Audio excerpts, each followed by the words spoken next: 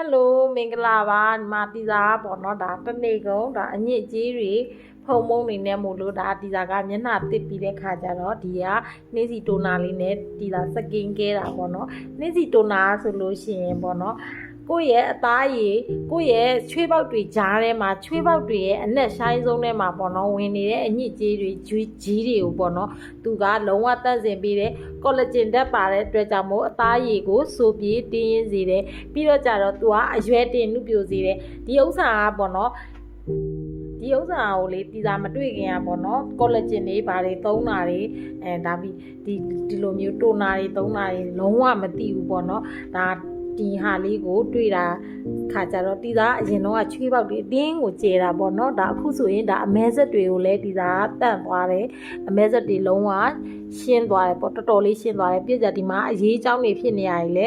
တက်တာတယ်ပြည့်ကြအသားရည်ကြမ်းတမ်းနေတယ်တီသားတို့ဆိုတာကအစီပြန်တယ်မျက်နှာအသားရည်ခြောက်တယ်ပေါ့နော်အဲ့ကြတော့ဒီတိုနာလေးကိုညတိုင်းသုံးတယ်နောက်စီရန်သုံးတယ်မွိုင်ချာသုံးတယ်အဲ့ကြတော့တီသားရဲ့မျက်နှာကအရင်ကထက်ပေါ့နော်အများကြီးဒါပြောင်းလဲလာတာကိုဒီသားကလက်တွေ့သုံးပြီးတဲ့ခါကျတော့လာပြီးတော့ဒီသား share လေးလုပ်ပေးခြင်းဖြစ်ပါတယ်ကိုသုံးနေတဲ့အတွက်ကြောင့်မို့ပေါ့လေအခုပေါ့လေပြန်ပြီးတော့ဒီသားကကိုယ်စလဲယူရောင်းနေတယ်ရောင်းနေတဲ့အတွက်ကြောင့်မို့လဲရေးရေးကြီးအာမခံရတဲ့ဒီတိုနာကလုံးဝပေါ့နော်အာဟာရတက်တွေဗီတာမင်တွေသူကအမျိုးပေါင်း300ကျော်ပါဝင်တယ်နောက်ပြီးကြတော့ဒီတပူးလေးကိုဝယ်ထားလိုက်အောင်နဲ့3-4လအသုံးခံတယ်ကိုကလက်တွေ့သုံးနေတဲ့သူဆိုတော့ခါကြတော့ဒီဥစ္စာကိုဒါကိုကပြန်ပြီးတော့ပြောပြခြင်းဖြစ်ပါတယ်ဒီတိုနာလေးကဆိုလို့ရှိရင်ချွေးပေါက်တွေအတင်းကျယ်နေရပေါ့နော်ဒီစားလို့ဆိုတာကျယ်တယ်တစ်နှစ်နီးပါးရှိထားပါတော့နော်ဒီစားသုံးနေတာဒီချွေးပေါက်တွေကိုသူကတန့်စင်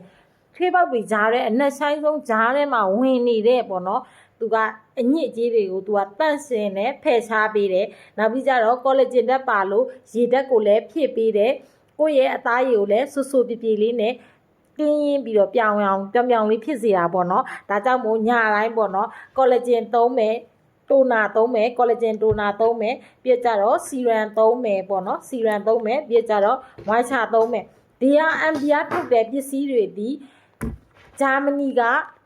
ကုန်ချမ်းကိုပေါ့နော်ဂျာမနီကကုန်ချမ်းကိုယူပြီးတဲ့ခါကျတော့သူကကိုရီးယားနီးပညာနဲ့ပေါ့နော်ထိုင်းနိုင်ငံမှာသူကထုတ်ထားတာပါဘာလို့လဲဆိုတော့ကိုရီးယားတို့ဂျာမနီတို့ကနေထုတ်မယ်ဆိုရင်သူကငွေကြေးပို့ပြီးတော့အများကြီး